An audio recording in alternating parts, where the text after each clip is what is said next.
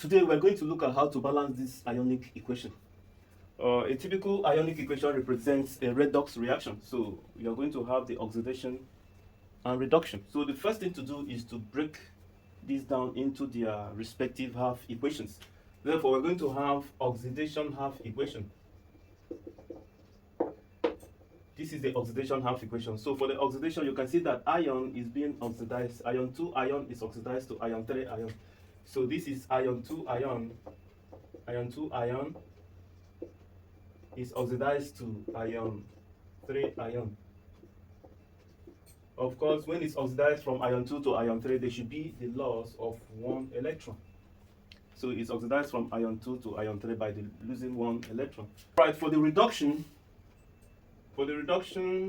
half equation, we have the manganese 7 ion. We have the manganese 7 ion gaining electron to give us manganese 2 ion. We have manganese 2 ion. And then we should also know that water is formed. And then for water to be formed, hydrogen ion should be present. Therefore, we have H plus, then we need to add it there. And then here we're going to have H2O, which is the liquid water, right? Okay, so that is that. When looking at it, we may not really know how many electrons it gained. And we can only do that, we can only know that by balancing the chemical equation. When we balance this ionic equation, we know the number of electron it gains. So we have 4 oxygen, but here we have only 1 oxygen. Therefore, we are going to put, I'm going to put 4 here. And this will be 4 times 2, which is 8. Therefore, we are going to have 8 hydrogen ion. Therefore, looking at it, the equation is now balanced. So now let's look at how many electrons it gained. This is how we're going to represent it. Here we have, let me write it as balancing electron.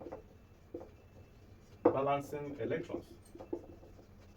So if we want to balance electrons, here we have -1 plus, we don't really know how many electrons it gained, and then plus 8, right? This is 8 hydrogen ion.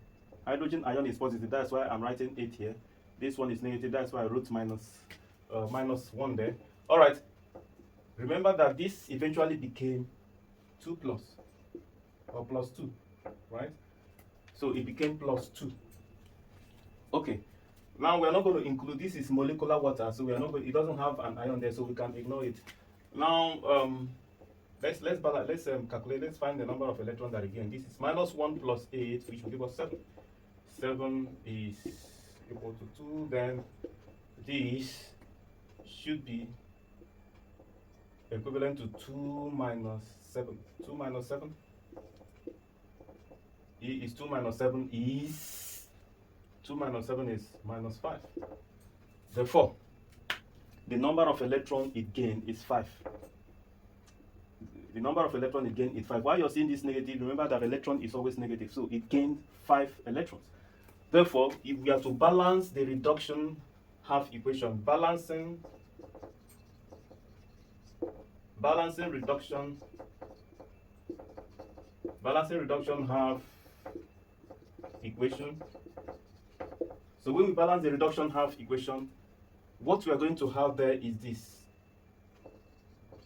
MnO4 minus, which is aqueous, plus 5 electrons.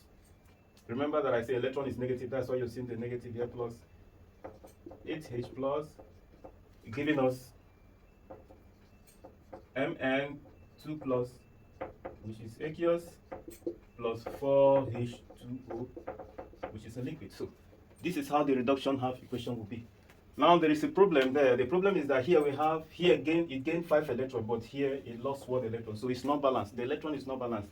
So what we are going to do is we are also going to balance the oxidation half equation by making sure that the number of electrons here is the same as this.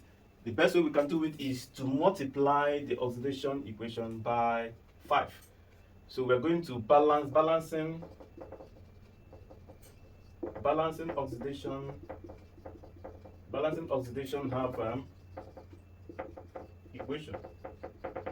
So in order for us to balance the oxidation half equation, we multiply the oxidation half equation by this 5. Therefore, what we're going to have is 5Fe 2 plus, which is aqueous, and then 5Fe 3 plus, which is also aqueous.